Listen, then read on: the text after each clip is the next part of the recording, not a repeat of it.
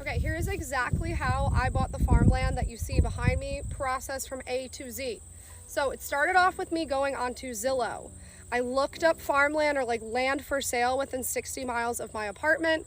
This came up on Zillow. I liked what I saw. So I messaged the listing agent associated with it, AKA I just sent an interested request to the Zillow listing. The listing agent got back to me pretty quickly. She honestly called me in 20 minutes and was like, hi, my name's so-and-so. I'm the person associated with listing this. Are you interested in it? And I said, absolutely. And then she said, great, are you paying for it in cash? And I said, no, I want to get a loan. She's like, okay, you need to have that kind of sorted out before we put in an offer to the seller. So then I spent the rest of the day looking up like agricultural loans and things of that nature in our country. First, I started off on the USDA website, and then I found Farm Credit East, which is where I ended up getting my loan. Farm Credit is actually a nationwide series of cooperatives that finance buying agricultural land or doing different things for agricultural reasons. So by using them, I didn't have to provide a business plan. I didn't have to have any prior farming experience. I didn't have to do any of those things. I just did have to put 30% down. If you want to put 0% down, check out the USDA website. So I talked with them. They said, sounds good. I got a pre-qualification from them.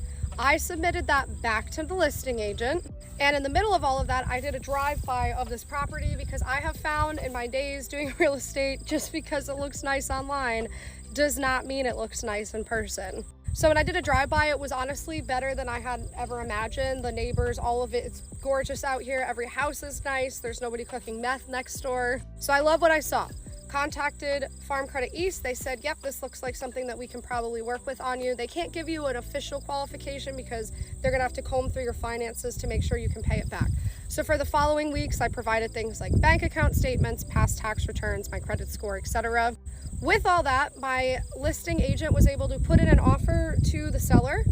He accepted my offer. I guess there was one other offer at the time, but that person was trying to get him to lower the price for it. So instead of play around with the price, I just said, you know what, I'm gonna get it as is because I love this land.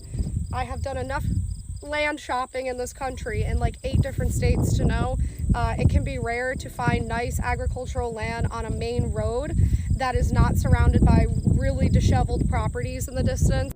So he liked that I didn't want to lower the price, even though I wasn't paying full in cash and financing, he was down with it. So for the next 4 weeks or so, I just satisfied everything that the loan people needed from me.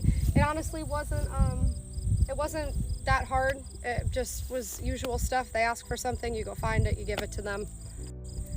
And then we set a closing date. So it ended up being today, September 26th, because that's what worked for all parties. In New York State, we closed today with me and the seller present, as well as 3 attorneys. My attorney, his attorney, and Farm Credit East's attorney was at the closing.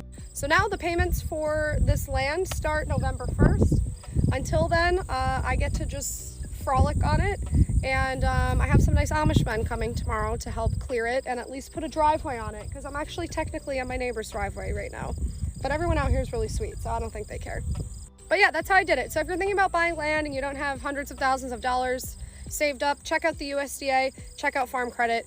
That's the best thing you're ever gonna hear if you are thinking about buying land. You're welcome. And don't forget to subscribe to my newsletter. It's free. I send it out weekly and I talk about all of this extensively in depth. I'm a writer by trade, so I don't think it's too painful.